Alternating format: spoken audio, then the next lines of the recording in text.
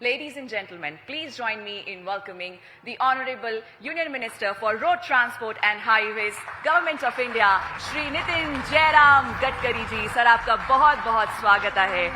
I would also humbly request Mr. Munish Devgan, Video Content Head, Times Network, to please join us up on the stage for the fireside chat with him.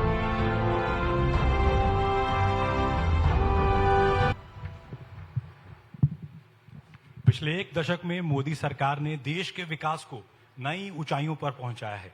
इस यात्रा में एक केंद्रीय मंत्री ऐसे भी हैं जो गेम चेंजर हैं, जिनके काम की खूब तारीफ होती है. वो अपनी दूरदर्शिता से सुर्खियों में रहते हैं. उन्होंने देश के हाईवेज को नया रूप दिया है और हमारा मानना है ये सिर्फ हाईवेज नहीं, ये भारत की तरक्की के रनवे है, जहां से अर्थव्यवस्था नई उड़ान भरती है. सोशल मीडिया पर उनके लिए अक्सर एक कमेंट हम देखते हैं, मैन विद जीरो हेटर्स. सच में भारतीय जनता पार्टी के इस दिग्गज नेता के मुरीद ना केवल उनकी पार्टी में है, बल्कि विपक्ष भी उनके काम का लोहा मानता है. हमारे साथ आज मौजूद हैं रोड ट्रांसपोर्ट एंड हाईवेज के top performing minister Nitin Gadkari ji. Times drive summit and awards में आपका स्वागत है नितिन जी.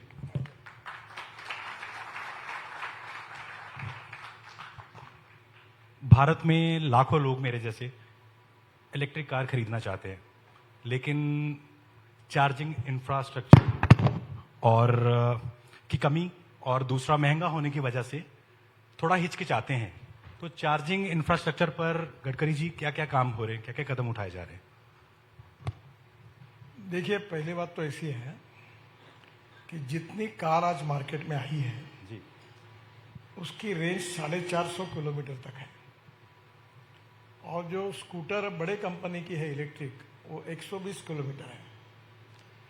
अब इसका अध्ययन जब किया गया तो एक स्कूटर टीवीएस और बजाज ने अध्ययन किया, तो दोनों का अनुमान यह है कि एक स्कूटर मैक्सिमम 24 to 26 मीटर चलती है. तो स्कूटर जो है 26 to 24 किलोमीटर, तो रोज रात को घर आने के बाद चार्ज करेंगे तो वो चार्ज हो जाती है. इसलिए टू व्हीलर में तो कोई प्रॉब्लम ही नहीं है चार्जिंग स्टेशन का. दूसरी इम्पोर्टेंट चीज़ जो है वो कार के बारे में है. अभी जो कार आ रही है सबकी, मेरे अंदाज से सब 300-350 किलोमीटर के ऊपर है, और कार भी जो शहरों में चलाते हैं उनका भी रेंज बहुत होगा तो 80 से 100 किलोमीटर के ऊपर कार नहीं चलती. अब समस्या कहाँ है कि मुंबई से दिल्ली आना है, यहाँ चार्जिंग की आवश्यकता है, या दिल्ली से देहरादून जाना है, चंडीगढ़ जाना है, यहाँ ज़रूरत है.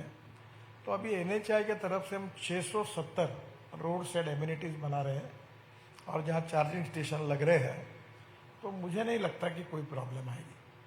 सबसे इम्पोर्टेंट प्रॉब्लम ये कि जैसे पहले मोबाइल फ़ोन आए तो हर कंपनी का चार्जर अलग था, तो वो एक समस्या थी कि चार्जिंग सिस्टम हर कंपनी अलग अलग देती थी. बीच में हमने कानून भी तैयार किया और लगभग अब एक चार्जर में हो जाएगा. जो इलेक्ट्रिक बसेस हैं, अब इलेक्ट्रिक ट्रक भी आ रही है, तो इसमें भी अब चार्जिंग में मुझे नहीं लगता कि कोई अड़चन आएगी. और अभी तो हमने नागपुर में मेरे कॉन्स्टिट्यूंसी में एक पहला पायलट प्रोजेक्ट किया है, वो फ्लैश चार्जिंग सिस्टम है. अभी टेंडर कल रिसीव हुआ, 2 कंपनियों ने उसमें पार्ट लिया है. वो फ्लैश चार्जिंग सिस्टम है ना, ऐसा है कि 135 सीटर बस है.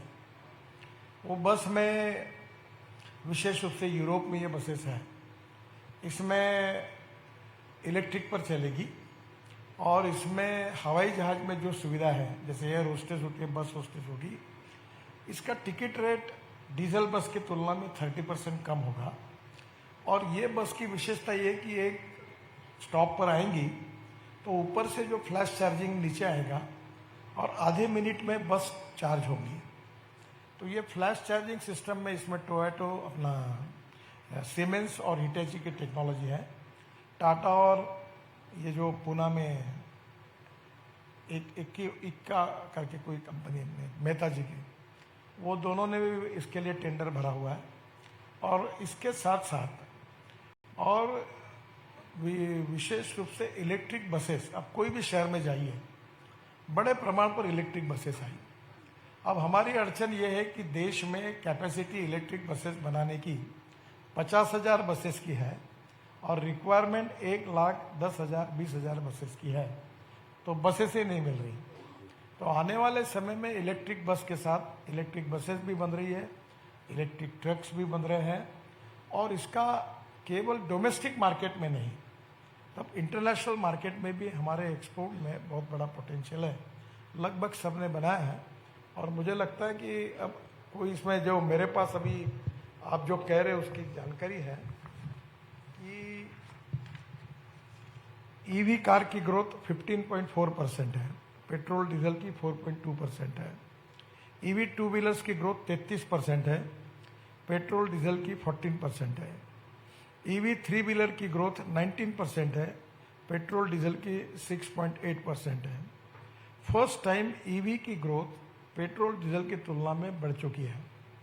योगायोग से इसी होटल में मैं आया हूँ, और जब मैं इलेक्ट्रिक की बात करता था तो मैं चैनल का नाम नहीं बताता आपको, तो मुझे प्रश्न पूछा था कि इलेक्ट्रिक कार अगर आएगी और उसमें अगर चार्जिंग खत्म हो जाएगा तो धक्का मारने के लिए आप आओगे क्या? अब एक की भी कार कोई धक्का मारने की जरूरत नहीं, पोल्यूशन जीरो है। और सबसे अच्छी बात है कि जब हमने इलेक्ट्रिक कार और ये सब शुरू किया, तब लिथियम आयन बैटरी की कीमत ये $150 पर किलोवाट पर आवर थी, अभी मेरे जानकारी से $100 तक आई है। और अब 6-7 महीने में मुझे लगता है कि इलेक्ट्रिक कार और पेट्रोल डीजल कार की कीमत सेम होगी। अभी हमने लिथियम आयन मैन्युफैक्चरिंग के लिए अडानी, टाटा, मारुति, एलजी, सैमसंग, अब इसमें स्पेशल स्कीम में इनको अनुमति दी है, और इसलिए इलेक्ट्रिक बैटरी भी हमारे यहाँ बड़े प्रमाण पर तैयार होंगी।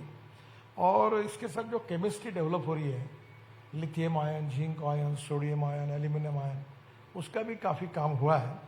और जम्मू कश्मीर में 6 million ton 6% of world reserves हमको मिला है, जिससे 60 करोड़ हम लिथियम आयन बैटरी का यूज़ इलेक्ट्रिक कार के लिए कर सकते हैं। तो मुझे लगता है कि अब हिंदुस्तान कम से कम, वैसे भी हमारी ऑटोमोबाइल इंडस्ट्री इम्पोर्टेंट इंडस्ट्री है, देश के जीडीपी में बहुत बड़ा इनका कंट्रीब्यूशन है, और अभी तक 4.5 करोड़ लोगों को जॉब्स दिया इंडस्ट्री में। भारत सरकार और राज्य सरकार को जीएसटी के रूप में सबसे ज़्यादा GST as a tax revenue देने वाली इंडस्ट्री है। और अभी जब मैं मंत्री बना तो ये 14 लाख करोड़ की इंडस्ट्री थी, हम 7वें नंबर पे थे। अभी एक 4-5 महीने पहले हम वर्ल्ड में 3रे नंबर पर पहुँचे। हमने जापान को पीछे डाला और हम 3रे नंबर पर हैं। और यूएसए फर्स्ट नंबर पर है, जिनका साइज 78 लाख करोड़ है। चाइना सेकंड नंबर पर है, वो 49 लाख करोड़ है, और हिंदुस्तान 22 लाख करोड़ है। पर जिस प्रकार से अभी हमने स्क्रैपिंग पॉलिसी लाई, जिसके कारण ऑटोमोबाइल के कंपोनेंट की कॉस्टिंग में 30% कमी आएगी, और ये जो बड़ा प्रमाण पर ये जो तैयार होगा, इसमें से aluminium, copper, plastic, rubber, steel, recycling होगा, और कॉस्टिंग इसका कम होगा। और हम वर्ल्ड में, मेरे अंदाज से 5 साल के अंदर, because of electric alternative fuel and biofuel के कारण, हम 5 साल तक हम ये कोशिश करेंगे कि हम दुनिया के नंबर 1 पर पहुंचे हैं। और ये इंडस्ट्री जिस प्रकार से ग्रोथ कर रही है, और इसमें एक अच्छी बात हुई, यहाँ कंपटीशन है। जैसे अपने एविएशन सेक्टर में एयरलाइंस बंद पड़ी, टिकट रेट बढ़ गए। अब एक डिजाइन ये लाता है तो उससे दूसरा इससे अच्छा डिजाइन लाता है। एक कीमत ये जाहिर करता है, उससे कम दूसरा करता है। ये बैठे सब लोग। अब ये बड़ा कंज्यूमर बेनिफिशियल इंडस्ट्री हो गई, क्योंकि अब मार्केट सेंसिटिव है, क्वालिटी इज इंपॉर्टेंट, और कॉस्ट भी इफेक्टिव है।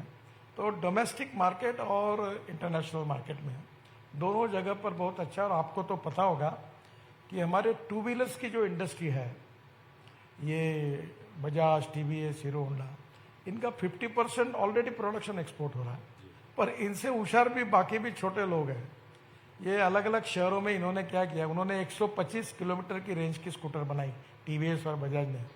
तो इन्होंने 60 किलोमीटर वाली बनाई, तो लिथियम आयन बैटरी की कॉस्ट कम की, तो वो 1.25 लाख रुपए में बेचते, ये 60,000 रुपये में बेचते। तो आजकल छोटा भी आदमी टू व्हीलर ले रहा है, और अभी तो आते समय मुझे एक प्रेजेंटेशन दिया, उसने स्कूटर में ही ऐसा एक डब्बा माल रखने के लिए बनाया और वो 200 किलो का माल उसमें ट्रांसपोर्ट हो सकता है। तो ये जो होटल के लिए अगर जो काम करती है उसमें बजाय ये भी बहुत पॉपुलर बनेगा। तो मुझे लगता है कि हमारे इतने अच्छे काम इस पे हो रहे हैं, हमारे स्टार्टअप डिज़ाइनर्स, और एक के एक बड़े बड़े अच्छे डिज़ाइंस आए। मैं भी इस समय जब एक्सपो में गया था तो मुझे भी आश्चर्य लगा, क्योंकि पहले हमारी इंडस्ट्री कॉस्ट सेंट्रिक थी, पर अब हमारी ऑटोमोबाइल इंडस्ट्री क्वालिटी सेंट्रिक बनी है, और इसलिए वर्ल्ड की मार्केट में हम कैप्चर भी करेंगे, एक्सपोर्ट भी बढ़ेगा, रोजगार भी निर्माण होगा, ग्रोथ भी होगी, और आत्मनिर्भर भारत निश्चित रूप से बनेगा। गडकरी जी, आप बेबाक राय रखने के लिए जाने जाते हैं। आपने कई बार कहा विदेशों से महंगा पेट्रोल खरीदने की बजाय देश में ही बायोफ्यूल और अल्टरनेटिव फ्यूल पर काम करना चाहिए। और एक आपके पास मास्टर प्लान और है, एविएशन फ्यूल, वो क्या है, जरा दर्शक जानना चाहते हैं। देखो, अभी डावोस में जो वर्ल्ड कॉन्फ्रेंस हुई उसमें ये बात लगभग तय हुई है कि धीरे धीरे पेट्रोलियम एविएशन फ्यूल में 5% बायो एविएशन फ्यूल ऐड करेंगे, जैसे इथेनॉल की शुरुआत हुई। अब हमारे देश में विशेष रूप से दिल्ली वालों को पता है, मैं भी भुगत भोगी हूँ, यहाँ रहते नहीं मैं ज़्यादा दिन। दिल्ली ये पोल्यूशन का कैपिटल बना है। इसका कारण 40% पोल्यूशन बिकॉज ऑफ ट्रांसपोर्ट, मैं मंत्री हूँ, और बाकी के कारणों में अभी हमने प्री कास्ट को अभी रोड में मैंडेटरी किया है। मैं 4 दिन पहले फाइल साइन की कि वो सीमेंट लाओ, रेती लाओ, ये लाओ। हमारे देश में आज ही मुझे पार्लियामेंट में क्वेश्चन है तो बात हो रही थी कि जो ट्रक में एग्रीगेट, सैंड, सीमेंट, उसको ढाकने का काम ही नहीं करते। वर्ल्ड में जाओगे तो आपको दिखता नहीं, तो उसके बारे में हमने स्ट्रिक्ट अभी कार्रवाई करना शुरू करेंगे। इसमें सबसे अच्छी बात है कि इंडियन ऑयल ने अभी ये 220 लाख टन जो परली है, राष्ट्र, ये जलाया जाता है, ये पंजाब, हरियाणा और यूपी इधर से है। तो इसमें उन्होंने पानीपत में 1 lakh litre bio ethanol per day, 150 ton bio bitumen और करीब 78,000 ton per year sustainable aviation fuel यानी हवाई ईंधन, ऐसा प्रोजेक्ट डाला है। अब ये जो प्रोजेक्ट डाला है इसमें थोड़े बहुत अड़चने थी वहाँ, वो मशीन के साइज वगैरह टेक्निक पहली बार डाला है। इसमें से जो बिटुमिन तैयार होता है, जो बाय प्रोडक्ट होता है, वो है लिग्नेंट। और हमारे पंजाब, हरियाणा में और देश में 400 प्रोजेक्ट पर काम शुरू हो गया है। मैं उस एसोसिएशन का अध्यक्ष हूँ। उसमें से 60 ऑलरेडी शुरू हुई है। वो सीएनजी बनाते, बायो सीएनजी परली से, और उसमें 35% लिग्नेंट निकलता है। हमने अभी वो लिग्नेंट को ये बिटुमिन में डालकर अभी नागपुर जबलपुर रोड पर 1 किलोमीटर हाईवे बनाया, और वो सेंट्रल रिसर्च रोड ऑर्गेनाइजेशन और प्राज दोनों ने मिलकर प्रोजेक्ट किया, और उसके टेस्टिंग के बाद पता चला कि पेट्रोलियम बिटुमिन से ये 50% ज़्यादा अच्छा है। और अभी हमने ये कल मेरे एक 15 दिन पहले मीटिंग हुई, पेट्रोलियम मिनिस्टर थे, प्रहलाद जोशी जी थे, सभी ऑयल कंपनी के चेयरमैन थे। तो हमने उनको ये मैंडेट दिया है कि ऑलरेडी हमारे देश में 90 लाख टन बिटुमिन इंपोर्ट होता है, तो उसके बजाय हम केवल हमारे रिफाइनरी की कैपेसिटी 45 से 50 लाख टन है। तो हमने अब तय किया कि अब बिटुमिन में ये 35% जो लिग्नेंट निकलता है, जो सीएनजी तैयार करता है, उसका स्टैंडर्ड फिक्स करके वो ऐड करें। जो टायर हमने बनाए, रबर टायर जो अभी खत्म हो गए, वेस्ट हो गए, उसकी पाउडर यूज करें, 5 से 7% प्लास्टिक डालें, और ये करने के बाद हम बिटुमिन का स्टैंडर्ड जो एनएच और बाकी उस हिसाब से बनाए, तो मुझे लगता है कि हमारे देश में हम करीब 15 लाख टन हमारा इंपोर्ट कम होगा। और इसमें परली का भाव अभी जो जलाते थे अभी 2200 से 2500 टन हुआ है, तो किसानों को भी पैसे मिलेंगे, परली जलेगी नहीं, और परली से वेस्ट टू वेल्थ ये कंसेप्ट उसका पूरा होगा। अब एविएशन फ्यूल भी आगे दूर नहीं है। बहुत बड़ी चीज है, पराली बहुत बड़ी समस्या है दिल्ली एनसीआर के लोगों की। दिल्ली का पोल्यूशन कम हो जाएगा। तो गडकरी जी, आप हाइड्रोजन की कार से चलते हैं, इथेनॉल को भी बढ़ावा देते हैं। फ्यूचर में आम आदमी ये सोचता है कि पेट्रोल से ये कितना सस्ता होगा। फ्यूचर में ये जो बायो फ्यूल है, पेट्रोल डीजल से कितना सस्ता हो सकता है? ये उससे सस्ता है। अभी मैं आप आए वो गाड़ी में आया जी। इनोवा टोयोटो की। एक्चुअली मैंने आज हाइड्रोजन कार लेके आना चाहिए था।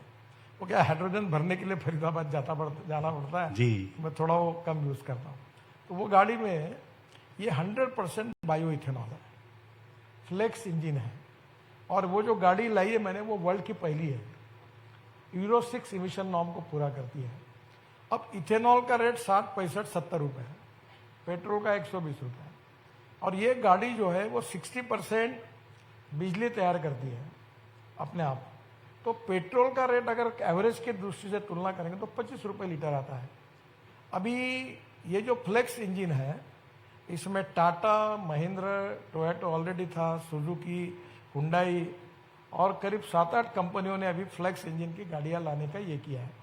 इंडियन ऑयल ने इथेनॉल के 400 पंप वो भी शुरू किए। थोड़ा इथेनॉल में एक थोड़ा प्रॉब्लम आया कि जब पेट्रोल में डालेंगे तो 5%, और अगर हम 100% लेके जाएंगे तो 18%, ऐसा एक जीआर है, तो 18% जीएसटी लगता है। तो अभी मैंने फाइनेंस मिनिस्टर को भी लिखा है, तो आने वाले दिनों में अल्टरनेटिव फ्यूल में इथेनॉल में आएगा। अभी बजाज ने स्कूटर बनाई, मोटरसाइकिल मैंने लॉन्च की, वो सीएनजी पर है। और सीएनजी ये बायो सीएनजी भी अब किसान बनाने लगा है। तो मेरा जो इंटरेस्ट है कि हमारे देश में import substitute, cost effective, pollution free और इंडिजिनस। तो अब सीएनजी की जो बाइक है वो हाइब्रिड करने के बारे में वो कोशिश कर रहे हैं। अभी मुझे अनऑफिशियली पता चला कि वो सक्सेसफुल हो गए कि सीएनजी और पेट्रोल इस पर स्कूटर चलेगी। तो सीएनजी और इथेनॉल हाइब्रिड इस पर चलेगी। तो धीरे धीरे देश में रिवॉल्यूशन होगा। और हमारा देश का किसान केवल अन्नदाता नहीं होगा, वो ऊर्जादाता होगा, ईंधन दाता होगा, बिटुमिन दाता होगा, हवाई ईंधन दाता होगा। तो ये जो गेहूं, चावल, मक्का लगाने के बजाय एनर्जी क्रॉप्स जब लगाए, मैं किसान हूँ, मैं 4 चीनी मिलें चलाता हूँ। हमारा 10,000 किसानों ने आत्महत्या की विदर्भ में, स्थितियाँ अच्छी नहीं है। तो हमारे ये 22 लाख करोड़ जो फॉसिल फ्यूल का इंपोर्ट है, इसमें से 10 लाख करोड़ भी एग्रीकल्चर और रूरल इकोनॉमी में जाएंगे। तो ग्रामीण इंडिया की जो 65% आबादी है, जिनका हमारे ग्रोथ में, जीडीपी ग्रोथ में केवल 12% कंट्रीब्यूशन है, तो ये अगर 10 लाख करोड़ उधर जाएंगे तो वो 20 से 22% उनका कंट्रीब्यूशन होगा। गांव, गरीब मजदूर, किसान का कल्याण होगा, गांवों में रोजगार निर्माण होंगे। और आगे ये किसान एनर्जी क्रॉप्स को बायोडाइजेस्टर में डालकर उसमें से मीथेन निकलता है, और मीथेन से सीएनजी भी तैयार कर सकते हैं और हाइड्रोजन भी तैयार कर सकते हैं। हाइड्रोजन फ्यूल सेल ये भविष्य है। और इसी होटल में मैंने 20 दिन पहले, हमारा एक प्रोजेक्ट है, 7 प्रोजेक्ट हमने पायलट प्रोजेक्ट किए। टाटा की 2 ट्रक, एक हाइड्रोजन फ्यूल सेल पर 100% चलने वाली, और दूसरी जो पेट्रोल डीजल का इंजन है उसके ऊपर, आईसी इंजन पर हाइड्रोजन डाल के चलने वाली, दोनों को लॉन्च किया। और हाइड्रोजन सस्ता है। हम ये इंपोर्टेड फॉसिल फ्यूल जिसके रेट हमारे हाथ में नहीं है, क्या है, देश कंट्री टू कंट्री पॉलिसी अलग है। अभी अमेरिका में बहुत उनके पास क्रूड ऑयल है, गैस है। जिनके पास क्रूड ऑयल और गैस देश में सुरक्षित है उनका ठीक है, पर हमारा 80 to 85% इंपोर्ट है। तो इतना पैसा देश के बाहर जाना और पोल्यूशन क्रिएट करके, दिल्ली में जितने लोग हैं, हम लोग रहते हैं, हम अपना लाइफ 8-10 साल कम कर रहे हैं। मैं आता हूं तो मुझे इन्फेक्शन हो जाता है। तो दिल्ली जैसे शहरों को, देश को प्रदूषण से मुक्त कराना, स्वदेशी और स्वावलंबन के आधार पर ग्रामीण और कृषि क्षेत्र को मजबूत करना, और किसान को ऊर्जादाता बनाना, यही सरकार की भूमिका है। और मुझे लगता है अब उसको सबको कन्विंस, पहले मैं बोलता था, मुझे कन्विंस करने में अड़चन जाती थी। अभी लोग कन्विंस हो गए। ऑटोमोबाइल वाले भी तैयार नहीं थे, बहुत बार मैं मीटिंग करता था। तो अभी ट्रैक्टर वालों को मैंने कहा कि अब मैं यूरो 6 के इमिशन नॉर्म लगाता हूँ। सब आए, बोले 1-1 लाख रुपए कीमत बढ़ेगी। मेरा एक ऑप्शन है, आप 1 साल में इलेक्ट्रिक और सीएनजी का ट्रैक्टर लॉन्च करो, मैं भी विड्रॉ कर दूंगा। एक ट्रैक्टर अगर सीएनजी पर जाएगा तो 1 लाख रुपए उसके बचेंगे।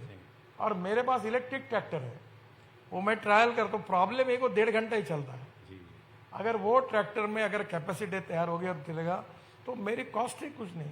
तो मुझे लगता है आने वाले समय में टेक्नोलॉजी का उपयोग करके जो गरीब हमारे देश में एग्रीकल्चर, रूरल, ट्राइबल, फॉरेस्ट में जो लोग हैं उनके लिए हम लोग इसका उपयोग कर सकते हैं।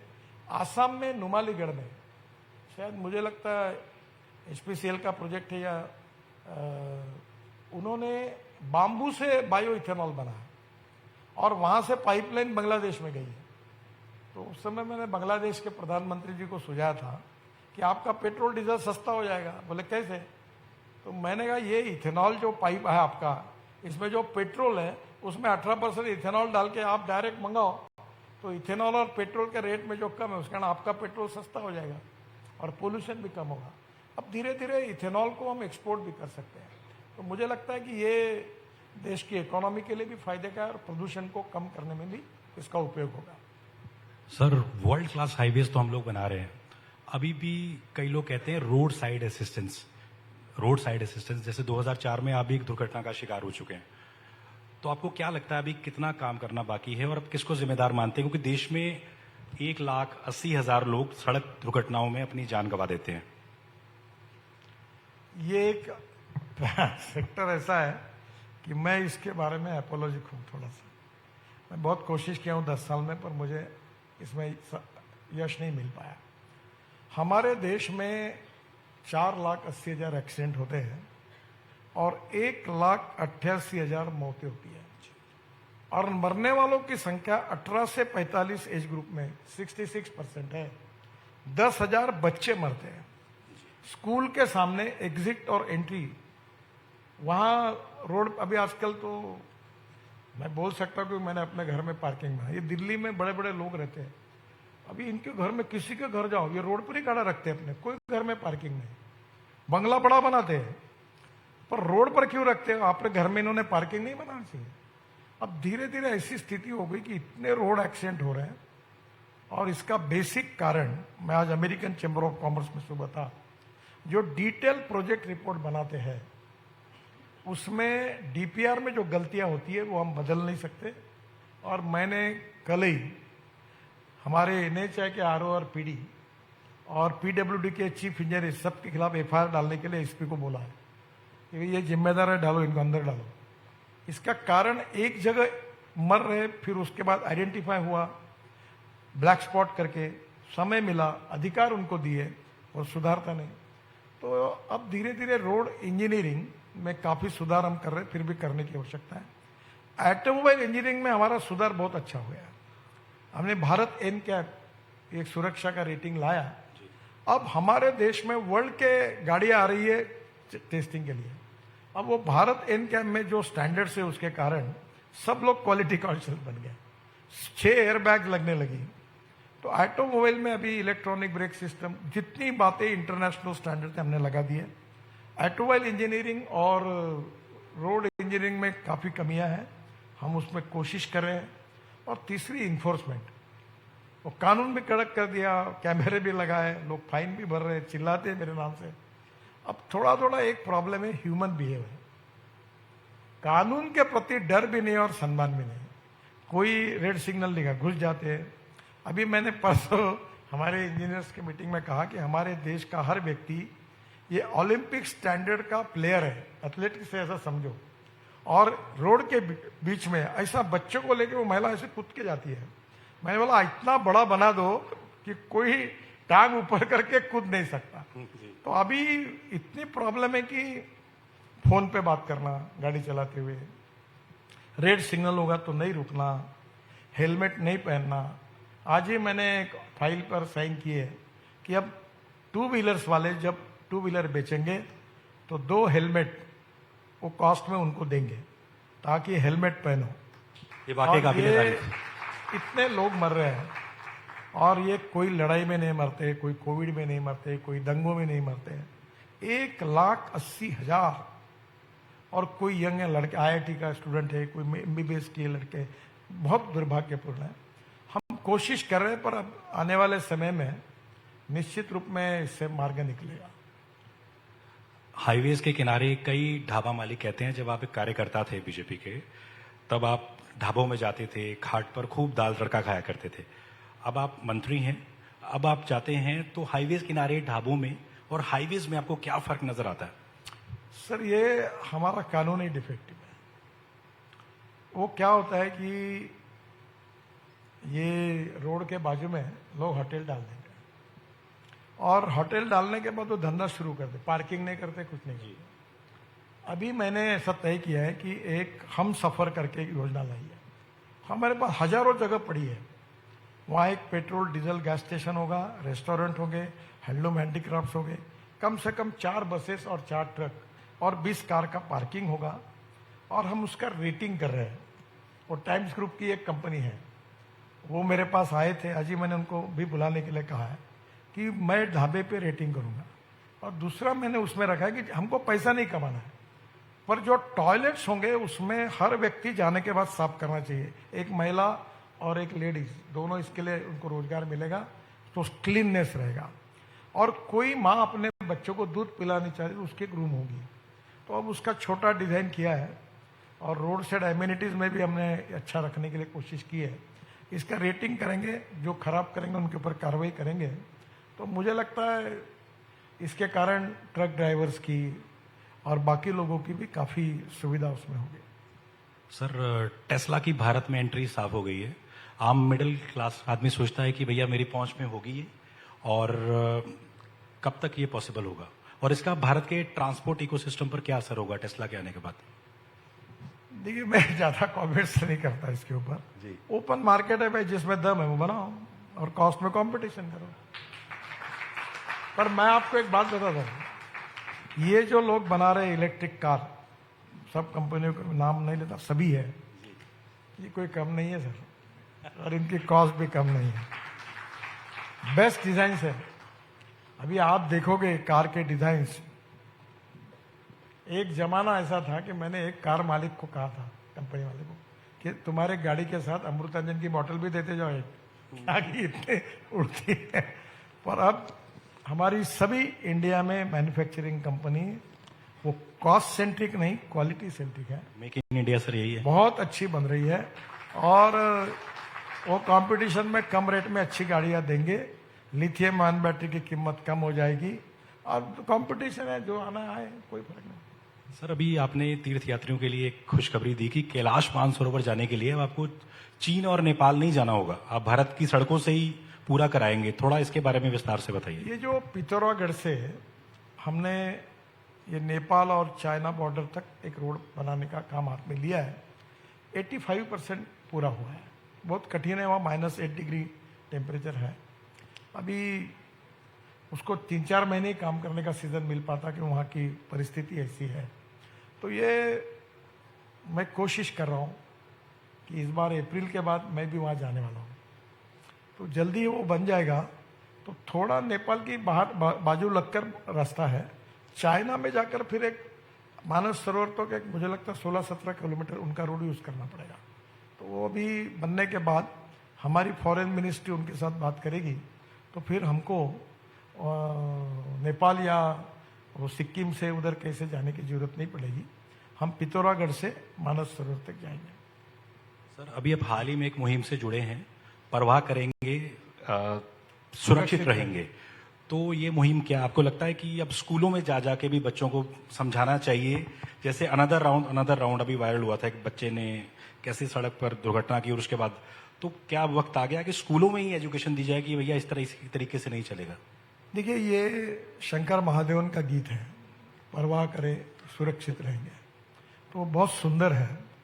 कभी आप उसको देखिए, अभी मैंने मीडिया में हमने सब जगह भेजा है, और उसको 12 लैंग्वेजेस में मैंने शंकर महादेवन को कहा वो आप तैयार कर रहे हैं, और स्कूल में विशेषता बच्चों के लिए वो भेज रहे हैं। हम बड़े प्रमाण पर लोगों को जागरूक करने का काम भी हाथ में लिया है। बड़े बड़े सेलिब्रिटीज, फिल्म एक्टर, क्रिकेटियर सब मुझे हमको मदद कर रहे हैं, मीडिया के भी लोग मदद कर रहे हैं। मैं आपको भी कहूँगा कि रोड सेफ्टी, इसके लिए हमें निश्चित रूप से आप मदद करिए। अभी हम रोड का सेफ्टी ऑडिट भी कर रहे हैं, IIT और इंजीनियरिंग कॉलेज के लड़कों को साथ में लेकर, और उसमें से जो स्पॉट्स है वो निकाल कर उसको सुधार रहे हैं। ये बहुत बड़ा काम है, कोशिश कर रहे हैं, पर हमें अभी तक जितनी चाहिए उतनी सफलता नहीं मिली। 2014 से अब तक आप 1 लाख किलोमीटर से ज्यादा की सड़कों का जाल देश में बिछा चुके हैं।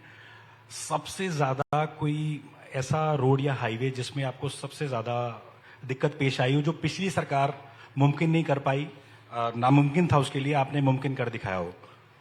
देखिए, मैं उस सरकार को कोई आरोप नहीं लगाता जी। पर मैं जब मंत्री बना तो 3,85,000 करोड़ के 406 प्रोजेक्ट बंद पड़े थे। बंद इसलिए पड़े थे कि लैंड एक्विजिशन की केसेस कोर्ट में गई थी, इन्वायरमेंट फॉरेस्ट ने क्लियरेंस नहीं दिया, रेलवे के आरओ भी अटके हुए थे, कई कोर्ट में लोग चले गए थे, डिस्प्यूट थे, अतिक्रमण नहीं निकाला गया था। और हम लोग उस समय, मैं रात को 12 बजे तक बैठता था, अधिकारी, कॉन्ट्रैक्टर, कंसल्टेंट, बैंकर्स, ऐसी पब्लिक बड़े प्रमाण पे बैठती थी हमारे ट्रांसपोर्ट भवन में, और प्रोजेक्ट टू प्रोजेक्ट में बुलाता था। हमने 40,000 करोड़ के प्रोजेक्ट टर्मिनेट कर दिए, और मुझे बताते हुए इस बात की खुशी है कि हमने भारतीय बैंकों को 3 लाख करोड़ के एनपीए से बचाया। बहुत कंपनियां बड़ी बड़ी, मैं नाम लूंगा तो आप विश्वास नहीं रखोगे, दिवाला पिटने की स्थिति में आई। कुछ लोगों ने पिट दिया, हमको बचाया। और अभी हमने ये तय किया कि 90% लैंड एक्विजिशन किए बिना, फॉरेस्ट एनवायरनमेंट क्लियरेंस साथ में रहे बिना हम अपॉइंटमेंट डेट ही नहीं देंगे। अभी वो प्रॉब्लम नहीं है, बहुत कम है, पर अभी ये दिल्ली जयपुर ये बड़ा कॉम्प्लिकेटेड था। इसको करते करते मुझे बहुत पसीना छूटा। मुंबई गोवा, यहाँ बहुत तकलीफें आई, और ये किताब लिखा जा सकता है, इतनी तकलीफें आई, पर मुझे किसी को ब्लेम नहीं करना है। अब दोनों भी, ये दिल्ली जयपुर का भी काम चालू है, और वो अभी जयपुर से किशनगढ़ वो भी करने का है, उसका भी मंजूर हुआ है। अब कॉन्ट्रैक्टर 3-3, 4-4 बार बदले, कुछ दिवाले पीटे, बैंकों ने पैसा खत्म ये कर दिया, अब बहुत से प्रॉब्लम्स आए। पर हमने पॉजिटिविटी रखकर लोगों की मदद की, जो हो सकता है उसको चांस दिया, जो बिल्कुल बेकार था उसको टर्मिनेट करके बैंक गारंटी जब्त की, और हमने काफ़ी सुधार किए हैं। तो मुझे लगता है कि अब रोड सेक्टर में कोई प्रॉब्लम नहीं, और अभी इस साल में और अगले साल में तो इतना बदल हो जाएगा कि मैं उम्मीद रखता हूँ। मैं कहता था कि हमारा हाईवे रोड नेटवर्क अमेरिका के बराबर रहेगा, पर मैं अब ये कहता हूँ कि 2 साल के अंदर हमारा हाईवे नेटवर्क अमेरिका से भी अच्छा होगा। अभी दिल्ली से देहरादून 8 घंटे लगते हैं, आप 4-6 महीने के बाद 2 घंटे में जाओगे। हवाई जहाज बंद हो जाएगा। दिल्ली से जयपुर 2 घंटे में, दिल्ली से मुंबई 12 घंटे में। अभी मेरठ से दिल्ली 4 घंटे लगते थे, 45 मिनट हुआ। बेंगलोर से चेन्नई 2 घंटे में, मैसूर से बेंगलोर अब 1 घंटे में, पहले 4 घंटे लगते थे। ऐसे 38 ग्रीन हाईवे बना रहे हैं, और इसके कारण जो लॉजिस्टिक कॉस्ट है, जो हमारी 14 से 16% है, जो चाइना में 8 से 10% है, और अमेरिका और यूरोपियन कंट्री में 12% है। मेरा विश्वास है कि इस साल के अंदर जब हमारे हाईवे पूरे हो जाएंगे तो और फ्यूल, अल्टरनेटिव फ्यूल और बायोफ्यूल का उपयोग बढ़ेगा, और इलेक्ट्रिक पर ट्रक आएंगे, तो मुझे लगता है कि हमारी लॉजिस्टिक कॉस्ट सिंगल डिजिट यानी 9% पे आएंगी। We will be more competitive for export, और हमारा एक्सपोर्ट 1.5 गुना बढ़ेगा। और जो प्रधानमंत्री कहते हैं कि आत्मनिर्भर भारत, ये इंडस्ट्री हमें आत्मनिर्भर भारत बनाने के लिए उपयोगी होगी। एक आखिरी सवाल आपसे पूछना चाहते हैं। 2014 से पहले एक दिन में जो एवरेज सड़क बनती थी वो 12 किलोमीटर के इर्द गिर्द में, अब आपने 3 गुना कर दिया है।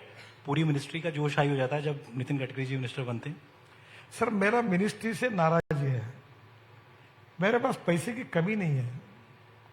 अभी हमारे मिनिस्ट्री में 50,000 करोड़ एनएचआई को हमने इसलिए दिए कि तुम अपना लोन वापस कर लो, कोई जरूरत नहीं थी। अब आप पैसे का करेंगे क्या? पैसा खर्चा नहीं होगा तो क्या करें?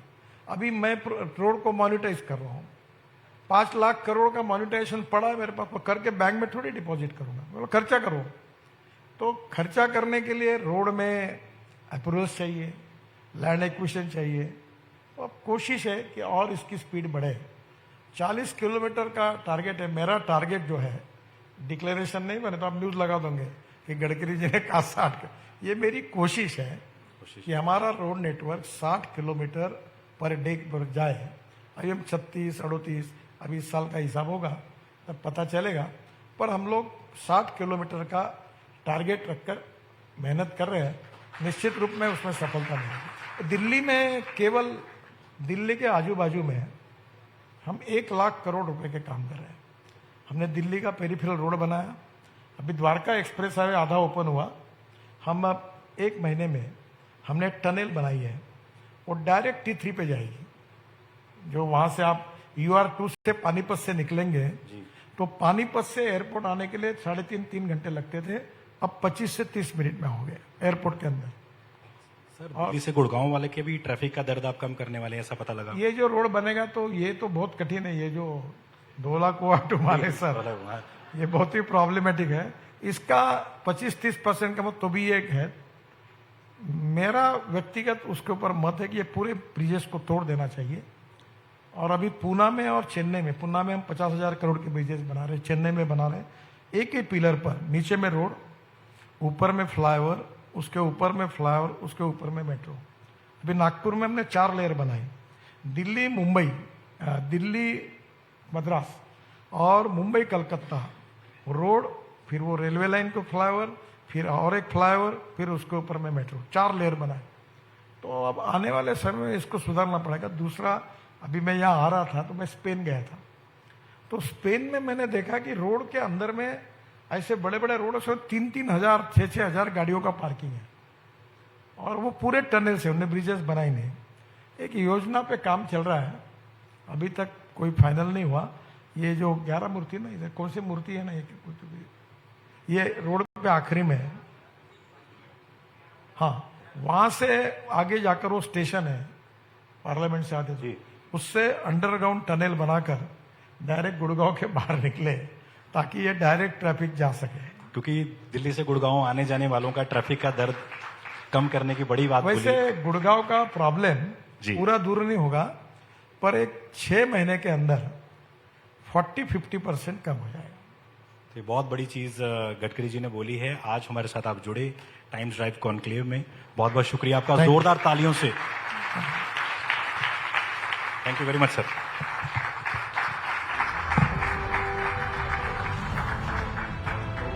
Sir, may I request you to please stay back on stage? Sir, you are requested to please stay back. अपने बहुमूल्य विचारों को हम सभी के साथ साझा करने के लिए आपका बहुत बहुत धन्यवाद। ऐसे प्रतिभा संपन्न व्यक्ति की मौजूदगी मात्र हमें हर्ष और उल्लास से भर देती है। Ladies and gentlemen, can we please hear a big round of applause one more time for Shri Gadkari ji? Thank you so much, sir, for enlightening us with your words of wisdom.